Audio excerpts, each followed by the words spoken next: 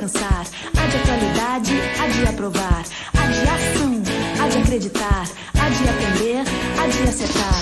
A de atenção, de acolher, de avançar. A de atitude, de atuação, de adiantar. A de aprovado, de amanhã, de acrescentar. A de aridição. Colégio Aridissá, arte e aprovação no vestibular. Olá pessoal, muito boa noite. Estamos iniciando mais um programa Aridissá no ar. Para a gente finalizar essa primeira semana, hoje sexta-feira, um programa especial de Física e Biologia com os professores Vasco e Landim. Boa noite, professores, sejam bem-vindos e boa aula. Olá, moçada. Ficou aqui esperando pelo outro. Os mais velhos primeiro, né? Por favor, os mais antigos primeiro. Sempre. Moçada, estamos aí mais uma empreitada, né? Esse vestibular da UES, tá? Junto com Enem, com tudo acontecendo ao mesmo tempo, mas a gente pediu isso, né? Depois de um ano de 2020, daquele que a gente pedia para sair de casa, né? A gente está tendo toda a oportunidade que a gente tem. Mais uma vez aqui, meu amigo Landim dividindo aqui a mesa de discussão para a gente fazer uma baita de uma aula. Contigo, Landim. Tudo bom, professor Vasco, professor Pedro, que está apresentando hoje, todo elegante, rapaz, todo bonitão lá e tal. Cara, eu tô achando o Pedro muito Pedro forte, tá né? muito forte, cara, o cabelo do Pedro tá muito elegante. Sério? Eu acho que ele Bem fez alguma coisa penteado. especial pro Estou me cabelo inspirando dele. no Marcelo. Ah, tá certo. Entendeu? Eu vi as apresentações de Marcelo, eu estou tentando Olha que ficar... cabelo bonito, cara, que o Pedro, Mas pô, o que, Pedro tá... que mais está me chamando a atenção é a força. Tu acha? Me lembrou o Thor, cara. Tá bonitão, Pedro, tá bonitão. Gente, um prazer enorme aqui, como sempre, estar com vocês, né? Estar aqui com o nosso queridíssimo professor Vasco, preparação aí para a prova de UES. Né? Como é que vai vir essa prova de UES, né, gente? Bom, a prova da UES é uma prova que ela ultimamente tem vindo com, mais ou menos com um padrão, né? Ela não tem mudado muito do estilo dela lá e tal. Então, vamos continuar seguindo mais ou menos como as provas têm trazido, né? Assuntos bem diversificados, né? Um pouquinho mais conteudista lá, mas ultimamente a prova não tem vindo tão pesada assim, como era 5, 10 anos atrás. O pessoal está segurando um pouquinho em relação à prova da UES. Vou logo me adiantar aqui com a ideia, né? Quer que estuda para a UES em Biologia? Minha recomendação é a de sempre. Se você pegar lá 10 programas Aridissá no ar de UES, o Landim fala isso as 10 vezes. Eu vou estudar para a UES o que eu menos estudo para a prova do Enem, né? Porque você passou o ano inteiro, caramba, estudando lá ecologia para o Enem, estudando aqueles assuntos que caem no Enem, e eu tenho certeza que você deu uma negligenciada lá, e é natural, na parte de botânica, na parte de zoologia, que a gente sabe que são assuntos que não caem com muita frequência no Enem, que não são muito detalhados no Enem, mas que a prova da UES pega muito bem. Então, se você quiser dar uma passada, né, nesses últimos momentos antes da prova, né, em relação à prova de Biologia da UES, eu daria uma olhada com carinho em zoologia, botânica, a parte de parasitologia, né, assuntos, né, que a prova da UES gosta bastante. Landim, uma dúvida aqui, antes de eu falar. Coisas de corredor, né? Que você vai escutando, eu sou muito observador, e eu escuto muito esse termo, não sei nem do que é que se trata, embriologia, né? Que é um assunto que no Enem não tem relevância nenhuma, mas para a UES é um assunto também descartável ou um assunto a se levar mais em consideração? Queridíssimo Vasco, a prova da UES é uma prova que ela é, pelo menos em biologia, imprevisível, né? Muito bem feita, no sentido de distribuição de conteúdo. Uhum. Então você vai pegar lá as questões da primeira fase, vai ter mais ou menos uma questão de cada assunto. Como a gente tem muito mais assuntos em biologia do que o número de questões da UES, algum assunto vai ficar de fora. Certo. Mas provavelmente vai ter lá a bioquímica, vai ter lá a citologia, vai ter lá a genética, vai ter lá a histologia, fisiologia, botânica, zoologia, mais ou menos uma de cada. Para o pessoal da segunda fase, aí cai realmente tudo, né? Eles pegam as 20 questões e eles distribuem mais ou menos 2 questões disso, uma daquilo. Então sim, para a segunda fase vai cair embriologia, sempre tem caído lá embriologia. Para a primeira fase, pode cair, né? Não é realmente o assunto preferido. Os assuntos preferidos ainda são, acho que, os assuntos mais comuns. Na biologia tem acontecido, na física nós passamos por uma mudança radical. Hoje você faz a prova da primeira fase da UES, basicamente você vai fazer algum mínimo cálculo, talvez em 2 questões. Você chega até a analisar todas. E com uma característica que não era da UES, né? Essa de contextualizar, como tem sido uma coisa tradicional na Unicamp, na FUVEST, né? Estão pegando, não com aquela dose às vezes tão amena do Enem, mas dando uma penteada e cobrando, conteudistamente mesmo, falando, mas de uma forma mais suave. A primeira fase ficou com cara de primeira fase e a segunda fase ficou com cara de conhecimentos específicos em física, sabe? Na biologia tem alguma tendência dessa, Landim? Vasco, a biologia tem questões da segunda fase que são mais fáceis que da primeira e vice-versa, né? Então o pessoal não dosa muito bem. Agora se perde, e eu acho que tem até uma justificativa, né? Na segunda fase, pelo fato da quantidade de questões, né? A redação ser junto com biologia que dá um trabalho danado. Talvez não tenha condições de colocar somente questões difíceis na segunda fase. Ela é bem equilibrada, mas, tipo assim, você pega uma questão muito difícil, aí o cara diz assim, essa questão aqui é de segunda fase. A gente não tem como colocar isso. Né? Às vezes a questão ela é difícil e ela é de primeira fase, né, em relação à prova. Né? Assim, eu sou um fã da prova da UES, eu gosto da prova da UES, né? Gosto lá da prova do Enem, são 2 estilos diferentes. Né? Tem até um negócio interessante, né, que a gente às vezes tem alunos que passam no Enem e não passam na UES, ou que passam na UES e não passam no Enem. Né? Você tem lá que são, digamos assim, habilidades diferentes que são exigidas do aluno, né? A prova do Enem e a prova da UES. Isso é legal que dá mais uma oportunidade para o aluno, né? Sim. Você pega, por exemplo, lá uma maior diversidade. Contempla diversos talentos. Diversos talentos, né? Então, veja aí. Nessa? Vamos lá, como é que você se dá melhor e a rocha, né? Beleza. Então vamos logo de primeira questão. Um assunto que é bem corriqueiro, né, na parte de eletrostática é a parte de eletrização. O que é que seria eletrizar, pessoal? Eletrizar é tornar o número de prótons diferente do número de elétrons. Partindo do princípio de que a tua carga, tua moeda de troca, tua moeda de escambo é o elétron, nunca tu vais cair naquela história de ganhou próton, perdeu próton. Ganhou elétron ou perdeu elétrons. Os 3 processos básicos a gente já sabe, né? Indução, contato e o nosso querido atrito. Na questão de número 1, eu trouxe o seguinte tema. Um aluno recebe um bastão de vidro e um pedaço de seda. Primeira coisa que eu destacaria aqui, pessoal, é o fato desse bastão de vidro, um material, pedaço de seda, outro material. Para realizar uma demonstração de eletrização por atrito. Qual é a característica principal da eletrização por atrito? Materiais distintos, algum deles 2 dentro da série triboelétrica que a gente não precisa saber. Um vai ter mais facilidade de ganhar elétrons e o outro mais facilidade, comparativamente a ele, de receber esses elétrons. Então vai haver uma troca. Após esfregar a seda no bastão, o aluno constata que a parte atritada do bastão ficou carregada positivamente, ok? Se o bastão ficou eletrizado positivamente, o que é que aconteceu com ele? Esses 2 materiais, quando a gente vai atritar, se eu vou eletrizá-los, eles não estavam eletrizados, eles estavam neutros. E na hora que o bastão ficou positivo, não é porque ele ganhou carga positiva, é porque ele perdeu carga negativa. Então, de cara, o que é que a gente tem?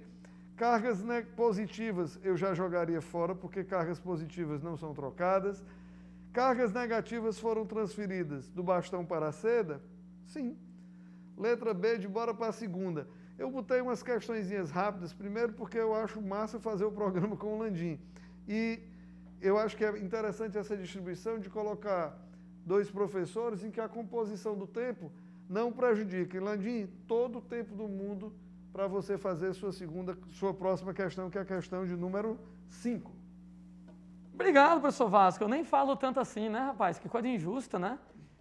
Falta de absurdo um negócio desse. Mas vamos nós, né? Gente, a questão 5, ela é de um tema que é muito interessante para a UES e para o Enem, a parte lá de organelas, né? Questão 5. O quadro abaixo foi construído por um professor de biologia, cujo objetivo era expor uma comparação sucinta entre uma célula animal e uma célula vegetal.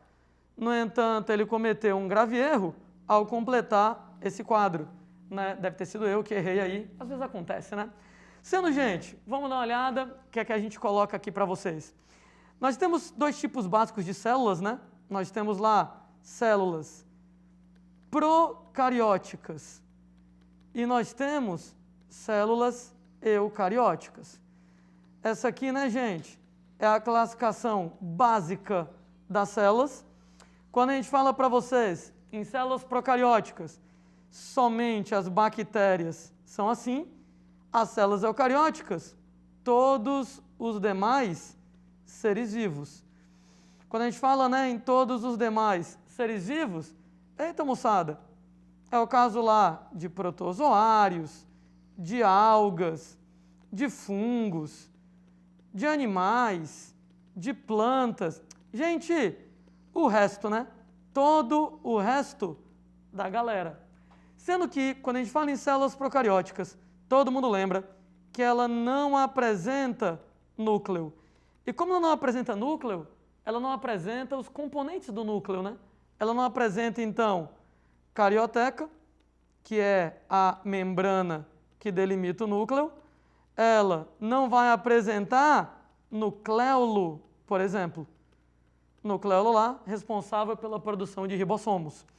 Eu lembro, gente, que a célula procariótica, que é a célula bacteriana, ela apresenta um negócio chamado de nucleóide, onde no nucleóide o cromossomo está diretamente localizado no citoplasma e, no caso da célula procariótica, a única organela é o ribossomo. Opa, comentário interessante. A única organela que a bactéria tem é o ribossomo, quer dizer que bactéria não tem retículo endoplasmático, não tem complexo de Golgi, não tem mitocôndria, não tem nada disso. A única organela vai ser lá o ribossomo e ponto final aqui na parada. Sendo que células eucarióticas são células, né, gente, que vão estar apresentando núcleo e automaticamente todos os componentes que o núcleo tem. Nesse caso lá, vai ter carioteca, membrana nuclear, vai ter lá nucleolo para produzir ribossomos no nucleolo. Bactérias não têm nucleolo, elas produzem ribossomos, mas sem ser em relação ao nucleolo.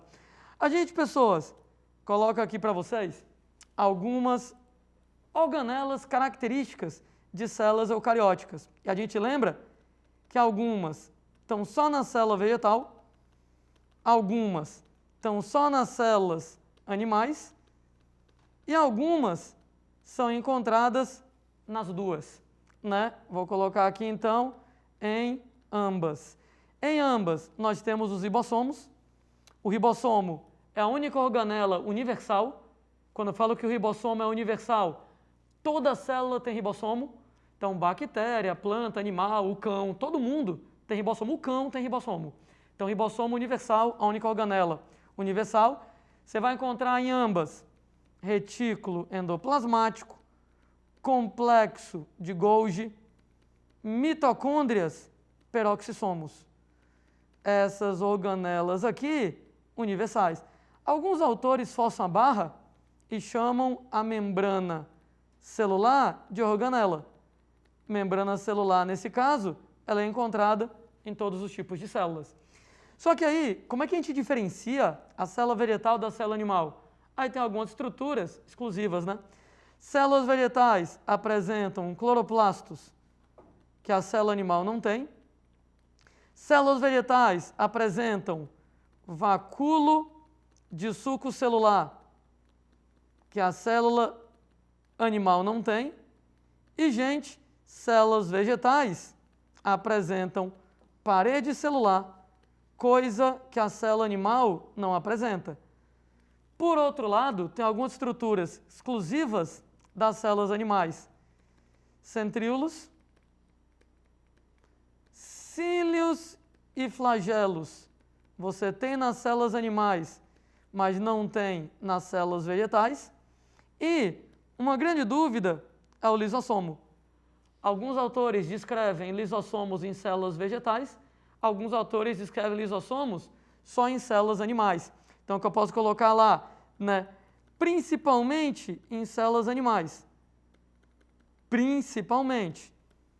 Mas alguns autores reconhecem a existência de lisossomos também em células vegetais. Dito isso, vamos dar uma olhada na tabela? Vamos ver se a gente consegue desenrolar. Né? Nucleolo tem na célula animal, tem na célula vegetal? Ora, moçada, quando você fala lá em células animais, em células vegetais, ambas apresentam núcleo. Então, ambas apresentam nucleolo, quer dizer que nesse caso lá, verdadeiro, ambas apresentam nucleolo. Centríolo. Centríolo tem na célula animal, centríolo tem na célula animal, mas não tem na célula vegetal. Acabei de encontrar o erro que ele está pedindo. Né? Complexo de Golgi tem nas duas, né? Complexo de Golgi é encontrado em ambas. Lisossomos, aquela dúvida, né? Em células animais, principalmente, mas tem autores que descrevem em células vegetais. Então, eu vou colocar aqui esse item mais ou menos, né? Mais ou menos, dependendo lá do bom humor do autor da questão. Ribossomos universais, encontrado em todas as células, verdadeiro também aqui pra gente. Pode ser certo e outro eu tenho certeza que está errado, né? É mais ou menos isso, né, Vasco? Infelizmente, biologia não é matemática, né? E biologia a gente acaba tendo, às vezes, problemas de autores, de definição e tal, né? Inclusive, quando eu olho aqui para essa tabela e eu vejo sexta-feira, uma hora dessa a gente trabalhando, eu me lembrei muito da gente quando eu li lisossomos. Lisossomos, é. Vamos para a questão 2? Vamos nós. Não, peraí, calma. Quando a gente coloca aqui a questão 5, então, a opção que descreve esse erro, né? Item A, o nucleolo está presente em ambas as células? Não, isso aqui é verdadeiro. Item B, o centríolo está presente em ambas as células? Esse aqui, com certeza, é o falso, porque o centríolo está na célula animal e não na célula vegetal. Agora sim, né, Vasco? Você tem lá, na questão 5, opção correta para marcar, letra B de bola. A história do lisossomos, né? Minha esposa se chama Elisa, né? E ela veio dizendo que queria que o nome dela fosse Rica. Né? Um clássico. Vamos nós. Galera, na questão de número 2, um temazinho que a gente está acostumado a ver em prova, né? Que é a parte conceitual de hidrostática. Então, cálculo na primeira fase de hidrostática, pouco provável, tá? Eu chamaria a atenção de hidrostática se você tivesse um probleminha de Pascal, você não esquecer que nós estaríamos falando de um multiplicador de força, não um multiplicador de pressão, multiplicador de força, ok? Se nós tivéssemos um probleminha de Steven, estaríamos trabalhando com pressão em líquidos, sem esquecer, obviamente, da nossa dependência com a altura, com a profundidade. Se a gente tivesse um probleminha de densidade na primeira fase, possível, totalmente possível. Um assunto que eu diria que é quase garantido na primeira fase, é um problema de análise dimensional, mas não análise dimensional MLT, tá? Uma análise dimensional mesmo para você visualizar a equação a partir das unidades. E aqui eu colocaria ainda o nosso querido teorema do empuxo, ou princípio de Arquimedes, né? Densidade do líquido, volume submerso, vezes a gravidade. Amigos, o que é que nós temos contemplado na questão? Uma criança boiando. Opa, se essa criança está boiando, seu empuxo e o seu peso se equilibram, né? Ao inspirar o ar e mantê-lo por alguns segundos preso nos pulmões, o que é que a gente observa logo nessa questão? Que você houve um incremento no volume torácico da pessoa, né? Na hora que ela inspirou, houve uma dilataçãozinha. E na hora que você tem isso, a massa da pessoa não mudou. O volume queira ou não queira, passou por um aumento, reduzindo a densidade relativa dele em relação ao líquido. Então, eu não posso falar em aumentar o impulso da piscina. Por quê, pessoal? Porque a criança continuará flutuando. Ela apenas vai subir mais, vai diminuir o volume submerso dela. Aumento do peso da água deslocada, se eu estivesse falando de aumento do empuxo. Aumento do empuxo não, que a criança continua flutuando. Diminuição da densidade da água da piscina, o que é que eu fiz para mexer na piscina? Mas a diminuição da densidade média da criança momentaneamente. Se ela vai apenas flutuar mais em cima, o que é que a gente está tendo, pessoal? A gente não está tendo uma mudança no empuxo dela, tá? Ela vai continuar flutuando. Ela apenas mudou o volume relativo dela submerso, tá joia? E aí, o que é que eu queria de vocês? Qual a alternativa? Quando você estiver lendo lá na UES, lembre, o tempo, que é um inimigo que você tem. Na primeira fase, todas as questões têm a mesma pontuação, tá? Então, cara, vai para frente, vai fazendo, vai para frente. Não é prova de desafio. Aí depois fica, porque eu não atingi. Ela é uma prova eliminatória, cara. Atingiu a nota de corte? Tá. Certo? Mas você me respeite, porque eu quase não conseguiu. Tá joia? Então vamos ser frio e vamos entender de que essa prova hoje tem 85 questões, para o mesmo tempo de quando ela tinha, né, 60? Não, exatamente, quando ela tinha 60 questões. Sim. Foram só incrementando e o tempo nada. Então, vamos ser prudentes e vamos deixar de ser detalhista na hora da prova e manda pirão. Vai contigo, Landim. Letra C, de Colégio Aritzá. Lá vamos nós, né, gente? Vamos lá para a questão número 6. Um dos temas recorrentes em relação à prova da UES é a parte de fisiologia humana. Eu posso dizer que a prova da UES gosta de fisiologia humana, que, aliás, é bem legal, né? Corpo humano e tal, tem a ver com a gente, né? Não entendo como é que alguém não gosta de fisiologia humana, não gosta de entender o funcionamento do próprio corpo. E dos assuntos de fisiologia humana, tanto a UES quanto o Enem gostam muito de hormônios. Então, se for para escolher em fisiologia humana 2 temas, tanto para a UES como para o Enem, a parte de sistema endócrino, hormônios, e a parte, gente, de sistema digestório. Normalmente são lá as 2 partes que mais caem.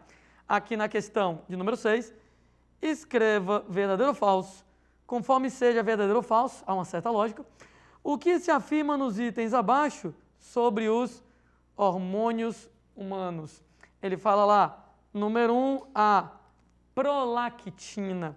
Gente, prolactina vai ser um hormônio que é um hormônio produzido pela glândula hipófise, particularmente pela chamada adenohipófise, né? Particularmente pela chamada hipófise anterior, a região da frente da hipófise. Rapidamente, lembrando aqui com vocês, né? Quando a gente fala lá na hipófise, a gente tem a adenohipófise, a hipófise anterior. Quais são os hormônios que a adenihipófise, que é a hipófise anterior, ela vai produzir?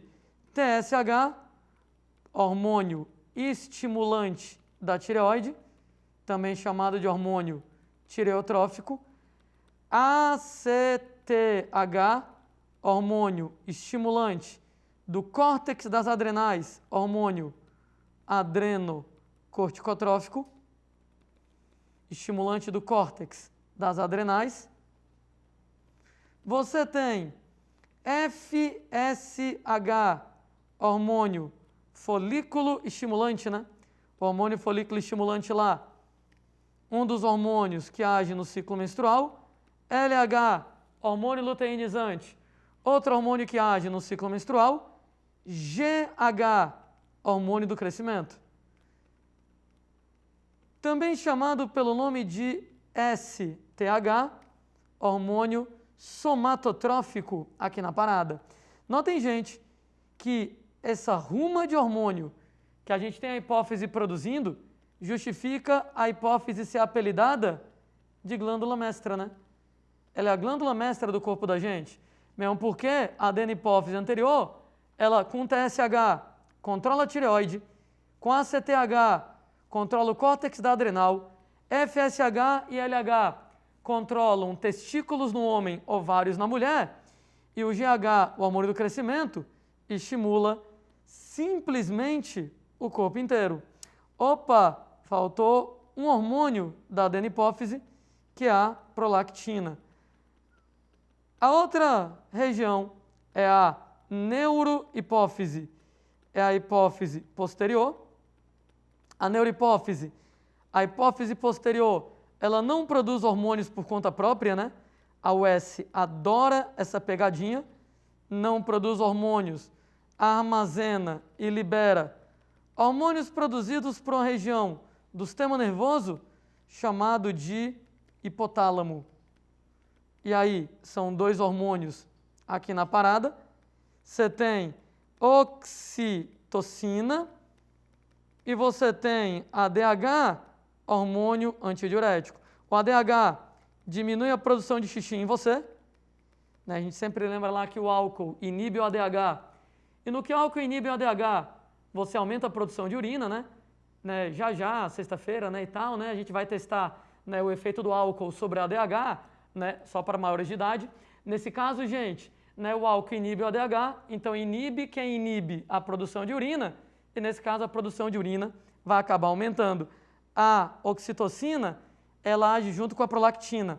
Prolactina produz leite, estimula as glândulas mamárias a produzirem leite, e a oxitocina estimula o parto e estimula a saída, a ejeção do leite aqui na parada. Dito tudo isso, né? Eu só sei falar escrevendo, né? Então eu estou falando aqui escrevendo, não sei nem se você vai, sei lá, prestar atenção depois no que eu escrevi, mas me ajuda a organizar a minha cabeça. A gente, moçada, tem então prolactina, adenipófise, hipófise anterior, estimula a produção de leite, claro, né, moçada, em mulheres que acabaram de ter filhos. Então, prolactina promove a secreção de progesterona. Prolactina estimula lá a produção de progesterona, que é o hormônio feminino, mas mais do que isso, ela estimula a produção e a secreção do leite, né? Principalmente lá a produção do leite. Primeiro item verdadeiro para a gente. Gente, vou logo para o último item aqui.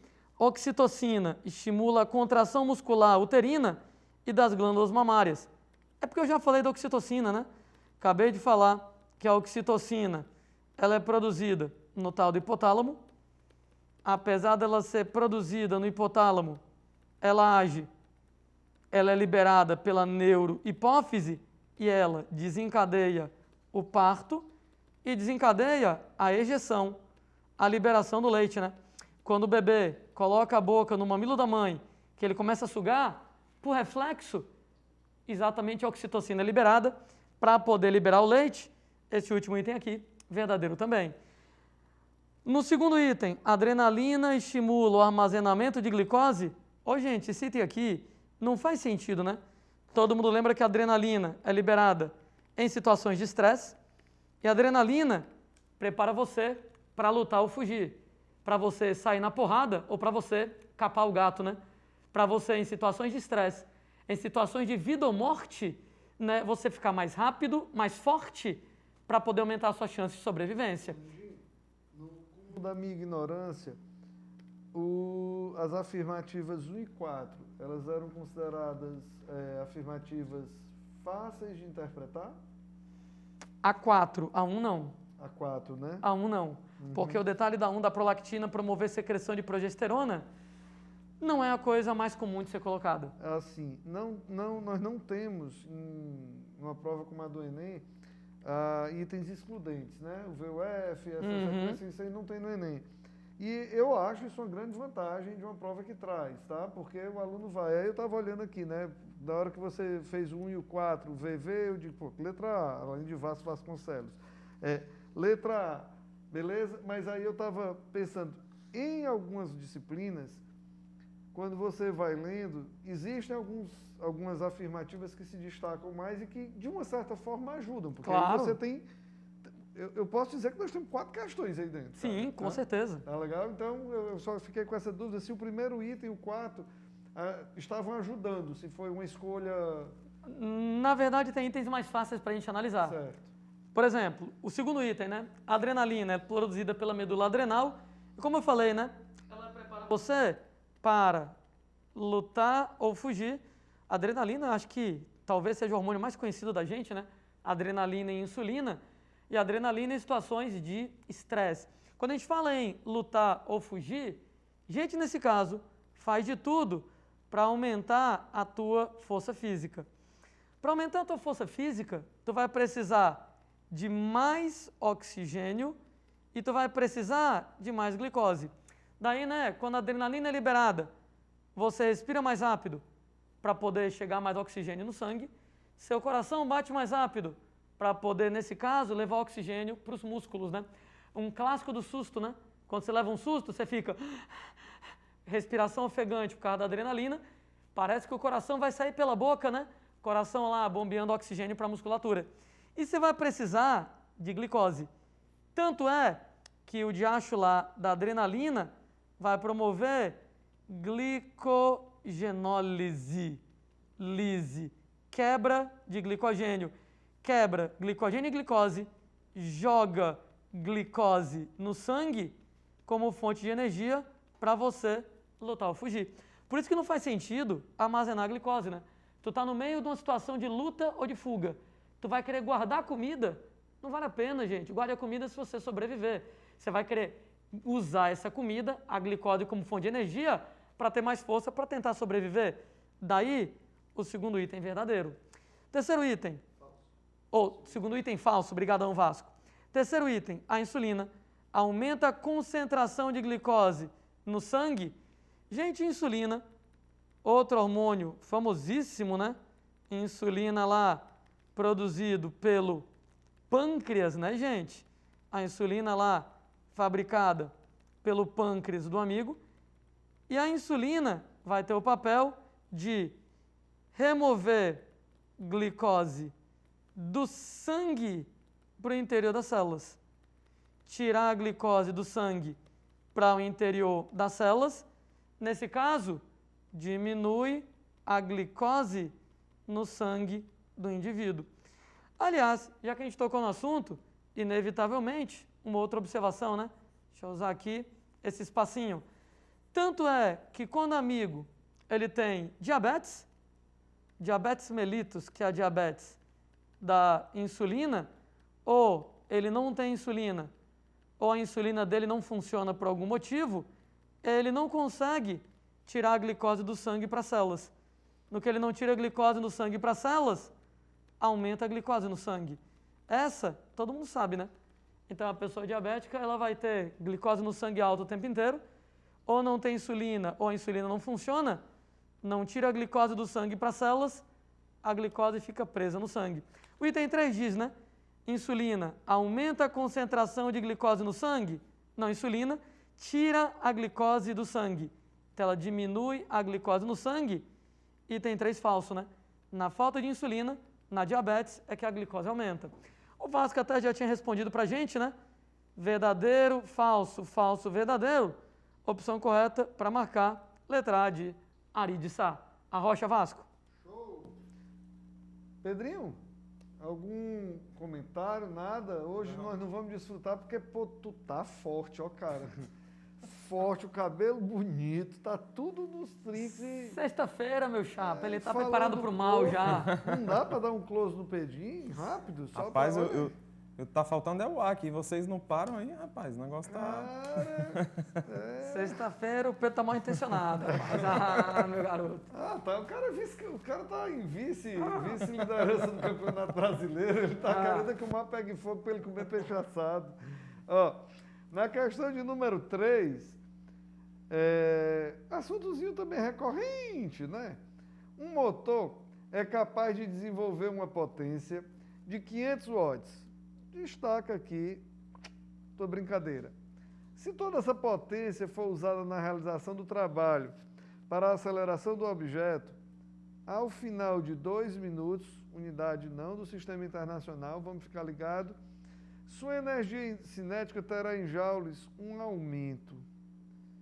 Galera, um dos teoremas mais repetidos na prova da UES é o teorema do trabalho e energia, né? E toda vez que a gente tem contemplado uma citação, né, em relação à massa, velocidade, ou esse problema vai cair em teorema do impulso, ou esse problema vai cair em trabalho. Nós não temos outra relação para isso. Tu vai resolver um trabalho, um problema de cinemática? Cinemática não depende de massa, cara. Então, olha só, a gente está trabalhando sempre... lembra, ensino médio é Disney, tá? Ensino médio é o paraíso da fantasia. E como a potência está associada à rapidez com que a gente executa esse trabalho, lembrando que se eu tivesse em termologia, ela estaria disfarçada de fluxo de calor. Ó. Se eu tivesse em eletricidade, eu estaria dizendo a energia consumida por um aparelho, a potência do aparelho vezes o tempo. 3 roupagens para a mesma equação, cara. É brincar, né? Mas vamos lá. Eu tenho a potência desse aparelho que é de 500 watts. Deixa eu apagar aqui e voltar para a borracha, para a minha coisa. 500.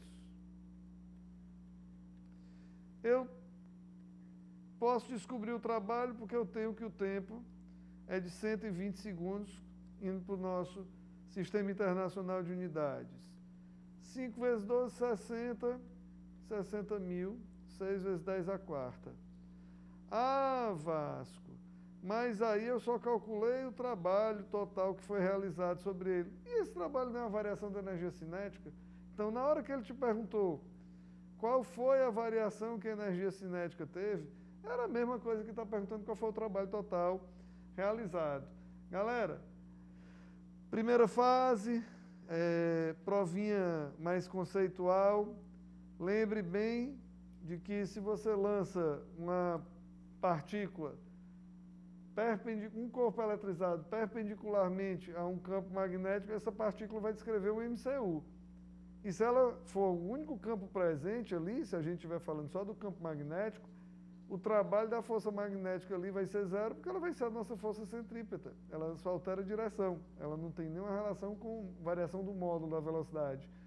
Uma outra coisa que eu poderia chamar a atenção de vocês era de um assunto que não tem contemplado nada no Enem, né?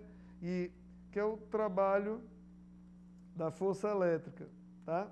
Deixa eu apagar aqui, mesa diferente da minha, mas a gente aprende, ó. O trabalho da força elétrica, ele é calculado como Q vezes U, beleza? Aí, para deslocar uma carga, tem que existir uma diferença de potencial. Tu sabes que a graça pode ser feita também da mesma forma que nessa que ele perguntou qual o aumento da energia cinética, né? Ele poderia te dar a carga que foi liberada nesse campo elétrico e a DDP que foi sujeito e ele perguntar qual foi a variação da energia cinética. Porque o trabalho resultante, o trabalho total aí da força resultante é a variação da energia cinética. E aí o cara te pergunta qual a variação da energia cinética, a pessoa fica, meu Deus, cadê a massa, cadê a velocidade?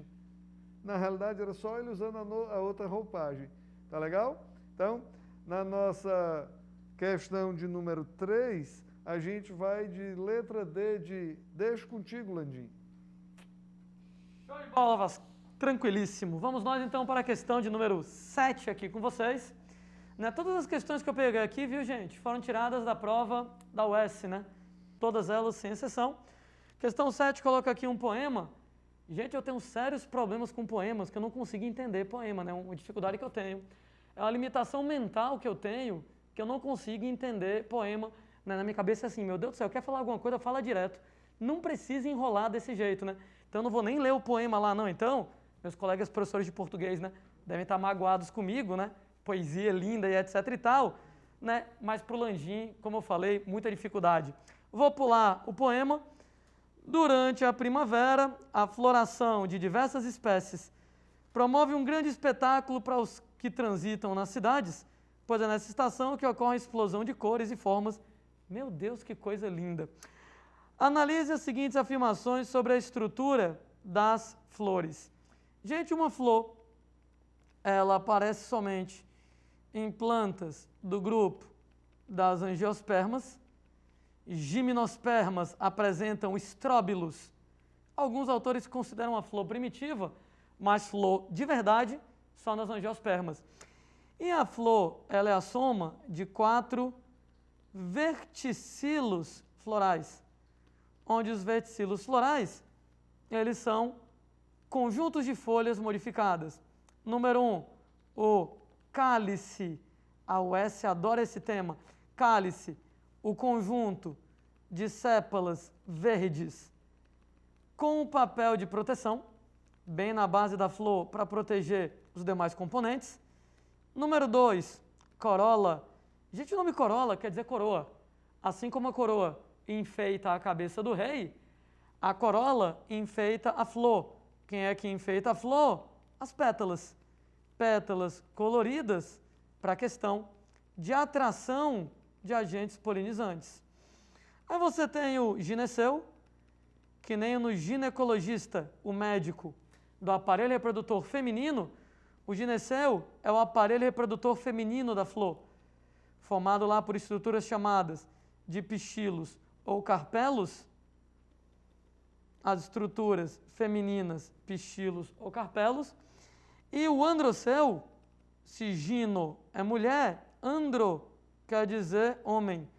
O androceu, o aparelho reprodutor masculino da flor, constituído lá de estames, as estruturas masculinas.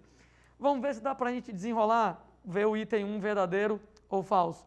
O androceu é o verticilo reprodutor masculino, beleza, androceu, conjunto de estames masculinos, por enquanto ok. Formado por folhas modificadas, chamadas de estames, né? Você tem lá que o androceu, formado pelos estames, show de bola.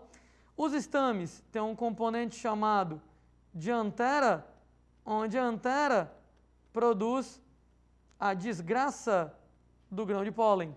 E aí, cuja função é a produção dos grãos de pólen, os estames têm antera para produzir o grão de pólen e tem um verdadeiríssimo aqui pra gente. Então, item 1, beleza, aqui pra gente. Item 2, o grão de pólen, ele é um micrósporo. Caramba, o que diabos é o grão de pólen? Vamos traduzir. Ele é o micrósporo. Em botânica, micro, pequeno, quer dizer masculino. Né? É até interessante, né, moçada? Porque no corpo humano, o óvulo feminino é maior do que o espermatozoide masculino. Daí, na planta, é parecido. Na planta, estruturas micro, pequenas, são masculinas, estruturas mega, grandes, são femininas. Precisa nem você decorar. Você vai lembrar, assim como o óvulo, ele vai ser, a estrutura feminina é grande, o espermatozoide, estrutura masculina pequena, o cara na planta é do mesmo jeito. Então, microesporo quer dizer esporo masculino. Esse esporo masculino apresenta dentro dele uma estrutura chamada de gametófito masculino, onde o gametófito masculino ele serve para produzir os gametas masculinos. Quem são os gametas masculinos da planta? Depende da planta. Deixa eu usar esse espacinho aqui para lembrar de uma outra besteira. Quem são os gametas masculinos na planta? Depende da planta.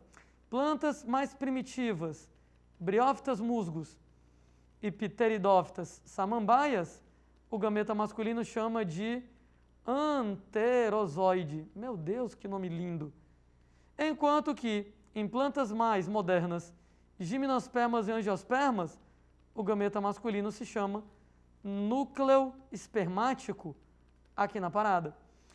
Quer dizer, então, que no item 2, o grão de pólen é o esporo masculino, beleza? Representa a função do gameta masculino? Não, ele é o gametófito. Ele vai produzir o gameta masculino. Inclusive, ele chama de anterozoide. E, gente, o anterozoide é o gameta masculino na briófita e na pteridófita. Na gimnosperma e na angiosperma, o gameta masculino é o núcleo espermático.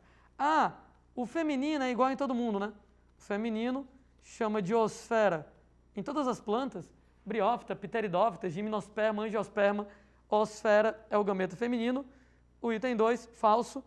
Gameta masculino anterozoide, em briófita e em pteridófita. Em angiospermas, não. Nós temos lá, moçada, o item 3 aqui para analisar. Flores dioicas. Ô, gente, monóico, mono 1, quer dizer hermafrodita. Você vai dizer que o cara ele é monóico quando só tem uma versão. Não tem macho e não tem fêmea, porque é uma coisa só. O mesmo cara, ele é macho e fêmea ao mesmo tempo. Dioico não, né? Dioico é quando tem dois. Você tem, nesse caso, um macho diferente da fêmea, sexos separados aqui na conversa. Flores dioicas possuem os dois sexos? Não, né? Flores monóicas é que elas são hermafroditas, que elas são, ao mesmo tempo, femininas e masculinas. As flores dioicas, elas têm lá sexos separados, ou ela é só masculina, ou ela é só feminina. A maioria das plantas, a flor ela é hermafrodita, é monóica. Em algumas, a flor ela é dioica de sexos separados, né? Talvez uma que a galera conheça, né? Talvez alguém tenha ouvido falar de mamoeiro macho e mamoeiro fêmea, né? No caso do mamão, a gente tem lá algumas plantas que só tem flor masculina, mamoeiro macho, algumas que só tem flor feminina, mamoeiro fêmea. E nesse caso, né, moçada, mamoeiro macho, né, não dá mamão, né, só a mamoeiro fêmea, nesse caso lá, é que vai produzir os frutos do mamão aí na parada. Flores dioicas, tem os dois sexos, são hermafroditas? Não. Isso aqui são as monóicas. E por fim, o posicionamento do óvulo na parede interna do ovário corresponde à posição em que ficarão as sementes quando se transformar em fruto. O óvulo da planta origina a semente, o ovário da planta origina o fruto. Opa, um clássico da botânica. O óvulo, a semente, o ovário, o fruto, que quer dizer que o item 4 é verdadeiro. Deixa eu ver aqui se eu não perdi minhas contas. Verdadeiro, falso, falso, verdadeiro. Quer dizer então que 1 e 4 são verdadeiros. Opção correta para marcar, letra D de vai Vasco. Sem querer de gastar muito o nosso tempo, mas vou de novo, já que todas as questões foram da UES e a gente, quando você faz, né, licenciatura e tudo, você tem as cadeiras de didática, de elaboração, de itens e tal. O item 2, ele era um item difícil ou fácil? Deixa eu voltar aqui para o item 2. O grão de pólen é o micróbio. É o item mais difícil. É o item mais difícil e ele era o determinante da questão. Sim, com certeza. Né? Porque ele estava em todas ou não estava. Com certeza. Entendeu? Com certeza. O item 2, o item mais difícil, Show. sem sombra de dúvidas. Show de bola. Vamos para a questão 4, Pedrinho, tá? Fornos de micro-ondas usam ondas de rádio de comprimento de onda aproximadamente 12 centímetros para aquecer os alimentos. Considerando a velocidade da luz igual a 300 mil km por segundo, a frequência das ondas utilizadas... Vasco, isso aí é mais batido do que a serra. A equação fundamental da ondulatória, massa. E por que que a gente não amplia um pouquinho mais o nosso espectro, né? Eu tenho a velocidade, 300 mil quilômetros por segundo. Quilômetro não está no sistema internacional, então vamos colocar o quilômetro aqui, colocar mais um milzinho aqui. O nosso lambda, 12 centímetros, também não é sistema internacional, 12 vezes 10 a menos 2. E temos a nossa frequência. Galera, 12 por esse 3 aqui, 4, porque vai facilitar nas nossas contas esse 1/4. E aqui nós vamos ter 10 ao cubo, 10 à sexta, 10 à oitava, o 10 a menos 2 desce e sobe, 10 à décima. E 1 dividido por 4 é 0,25 vezes 10 à décima. Dentro dos das nossas alternativas, letras A e C não tem nada a ver com o 2,5. E turminha, para eu chegar em quilohertz, está longe, né? Porque quilo é um prefixo multiplicativo que quer dizer 1000. Porém, se eu andar uma casinha aqui e ficar 2,5, para compensar eu tenho que dividir por 10, tirar um lá, né? E nossa escala de prefixos, quilo, 1000 vezes, mega, 10 à sexta, e giga, 10 à nona. Ok? Dos submúltiplos, mili, de milésima parte, micro, de milionésima parte, e nano, de bilionésima parte. Ok? Então, esse 2,5 vezes 10 à nona seria 2,5 gigahertz. Galera, eu sou da linha de que a gente se preparou ao longo do ano. Nós estamos só mantendo a maquininha funcionando para não baixar a temperatura de funcionamento do motor, tá? Não espere da primeira fase nada muito fabuloso, porque não vai vir. Lembrando sempre, 85 questões para as mesmas 4 horas que a gente sempre teve, desde quando eram 60 questões, ok? Vai contigo, Landinho. Questão 4, D de dado. Questão, moçada, de número 8. Aproveitei aqui para pegar botânica. A gente pega agora zoologia, né? Marque a opção na qual todos os animais possuem tubo digestivo completo. Vocês podem ver que é uma questão estilo Enem, né? Contextualizada. Uma questão que o cara vai lá e pensa, que ele interpreta e chega na resposta, né? Só que não, né? Ou você sabe, ou você não sabe. Então, a prova do S a gente sabe que ela trabalha muitas vezes com essas questões que elas são bem secas, né? O que é isso, o que é aquilo, o decoreba, né? Mas, moçada, infelizmente não adianta reclamar, né? A gente vai precisar saber algumas coisas decoradas, é o jeito. Em relação ao tubo digestivo, em relação aos animais, a gente lembra que alguns animais não apresentam tubo digestivo. Quando a gente fala que os animais não apresentam tubo digestivo, na verdade só tem um grupo de animais desse jeito, poríferos, que são as esponjas. Neles a nutrição é por filtração, não tem boca, não tem estômago, não tem intestino. Então eles filtram a água do mar no sentido de que entra água com comida, eles seguram a água, sai a água sem a comida. Mas não tem boca, não tem tubo digestivo, né?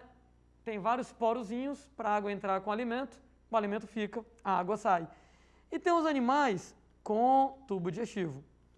Quando você fala que os animais têm tubo digestivo, aí você tem duas possibilidades. Tubo digestivo incompleto, ele é uma situação onde só tem um orifício. Isso quer dizer que boca e ânus são o mesmo orifício, deveras anti-higiênico, né, e tal. Né? Nesse caso, a comida entra e as fezes saem, né, pelo mesmo orifício. Podia ser uma cobra de 2 cabeças. Talvez, né, nesse caso, mas quase. A gente vai ter quinidários, águas vivas e corais. Plateumintos, planárias, esquistossomos e tênias, são lá desse jeito, super anti-higiênico. A natureza, então, deu uma ajeitada nisso. E no tubo digestivo completo, agora sim, você tem lá 2 buracos, 2 orifícios, boca e ânus, um para entrar a comida, o outro para sair dejetos, né? Um negócio mais organizadozinho. E são todos os outros animais. Nemateumintos, vermes cilíndricos, como a lombriga, o amarelão, a filária. Moluscos, animais de corpo mole, normalmente protegido por concha, né? Incluindo lá lula, polvo, caracol, caramujo, ostra, mexilhão. Anelídeos, né? As minhocas. Artrópodes. Artrópodes, né, gente? É inseto, aracnídeo, crustáceo. Equinodermos. Estrela do mar, ouriço do mar. E nós cordados, destaque para os vertebrados, peixes, anfíbios, répteis, aves e mamíferos. Alguém, quando ouve eu falando assim, né, quando me ouve falando assim, pensa, meu Deus, eu tenho que saber tudo isso decorado? Não, você tem que saber tudo isso decorado. E tem que saber os detalhes sobre cada um dos grupos. Né? Ou seja, o que eu falei agora é um mínimo do mínimo do mínimo, infelizmente, que é necessário. Né? Você saber lá o nome dos 9 filos de animais, saber exemplos de representantes de cada filo, porífero, esponja, quinidários, águas-vivas e corais. Acreditem, é o de menos. Você vai ter que conhecer as características de cada grupo detalhadamente. Poxa, Landim, mas isso aí não é importante para a minha vida e tal, né? Não tem utilidade prática. Ô moçada, eu sei, né? Tem muitas coisas aí que não tem lá muita utilidade prática, né? Talvez no nosso dia a dia, mas assim, né? Às vezes você tira algumas descobertas de onde você acha que não tem nada, né? Quando você estuda, por exemplo, zoologia, viu, Vasco? Que a galera fala, por exemplo, em esponja. A ação natural do aluno é, meu Deus do céu, para que serve esponja? Por que Deus fabricou a esponja? Não serve para nada. Aí, certa vez, a galera estudando uma esponja venenosa, encontra uma substância, e essa substância foi a base para o desenvolvimento do Viagra. De maneira que uma coisa aparentemente inútil, esponja, é a alegria dos velhinhos hoje em dia. Né? Se você hoje em dia acha que esponja não serve para nada, é porque você não tem lá 70, 80 anos de idade para precisar de Viagra. Né? Quando você chegar na cidade, você vai dar graças a Deus. Obrigado, Deus, pelas esponjas. Graças a elas, existe o Viagra. E aí vai. Você tem lá vários outros animais que aparentemente não servem para nada, que a galera vai lá, começa a estudar, desenvolve substâncias químicas usadas por aí como medicamentos. Né? Então, a indústria farmacêutica se baseia muito nisso. Né? Por isso que a gente tem que estudar esses bichinhos aparentemente inúteis. Bom, quem é que tem tubo digestivo completo? Água viva é quinidário, incompleto, fora. Água viva, quinidário, incompleto, fora. No item D, esponja, nem porífero, nem tubo digestivo tem.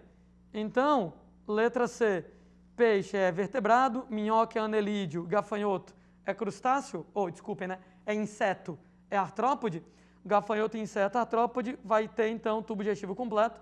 Questão número 8, letra C. E aí, Vasco, você viu alguma lógica nessa aí? Cara, informação demais. Agora, esse negócio do Viagra aí, daqui a uns 30 anos, né? Eu vou agradecer as esponjas. Daqui a uns 50, né, Vasco? Você é jovem do jeito que você está aí. Pois é isso. Com essa questão de número 8, a gente encerra a nossa participação nesse momento e desejando aos nossos alunos que não esqueçam, isso aqui é só uma manutenção. Preparados vocês já estão. Se quiser fazer as palavras finais aí, antes de devolver para o Pedinho. Adorei essa metáfora do professor Vasco e tal, né? Já começamos, né? Estamos na inércia agora, né? Vamos continuar só segurando aos pouquinhos. Segurando aos pouquinhos, adorei. Boa prova, gente. Né? Preparem-se, estudem, né? Não deixem a máquina parar de funcionar, que a vaga é de vocês. Tá só esperando vocês chegarem lá na prova, marcarem os itenzinhos, preencher um cartãozinho de resposta, etc e tal, e ir para casa esperar, né, o seu nome aparecer lá nas vagas de aprovados. Guardando a humildade, que é uma das características que a gente deve sempre tentar manter, mas eu ouvi por esses dias de uma aluna que ela disse que ao chegar nas aulas, são de aula online ainda, né? Mas vendo nas aulas online, ela disse que parecia uma aula do Aritzá, porque era tanto aluno do Aritzá que ela disse assim, vai já entrar o Pedro, o Cássio ou o Marcelo para dar um aviso. Mas legal, eu achei legal o registro dela, de dizer assim, era tanta gente do Aritzá na minha sala, que eu vi a hora entrar o Pedro, ou o Cássio ou o Marcelo para dar um aviso. É bom que você vai continuar se sentindo em casa quando estiver lá, né? Exato. Então, moçada, eu que me senti em casa aqui, viu? Rapaz, olha, sexta-feira, professores aí altamente dispostos, uma contribuição imensa aí para os nossos alunos para encerrar a semana, né? Hoje, sexta-feira. E aí, agora vamos para o gabarito da noite para a gente encerrar a semana e agradecer professores Vasco e Landim pela grande contribuição para os nossos alunos, certo? Então, vamos ao gabarito da noite. Primeira, B, de bem preparados. Segunda, C, de confiantes. Terceira, D, de determinados. Quarto, disposição. Quinta, de biologia. 6 de aridiçá, 7 de dedicação e 8 de certeza que nós tivemos um excelente programa com esses 2 mestres. Questão 8 de sexta-feira. Pessoal, obrigado pela atenção de vocês. Semana que vem a gente retorna com o programa Área de Sanar. Valeu, moçada. Valeu. Grande abraço. Um abraço, tchau, pessoal. gente. Boa prova. noite. Tchau. Há de amizade, há de alcançar, há de atualidade, há de aprovar, há de ação, há de acreditar, há de aprender, há de acertar, há de atenção, de acolher, de avançar, há de atitude, de atuação, de adiantar, há de aprovado, de amanhã, de acrescentar, há de aridiçar. Colégio Aridiçá, A de aprovação no vestibular.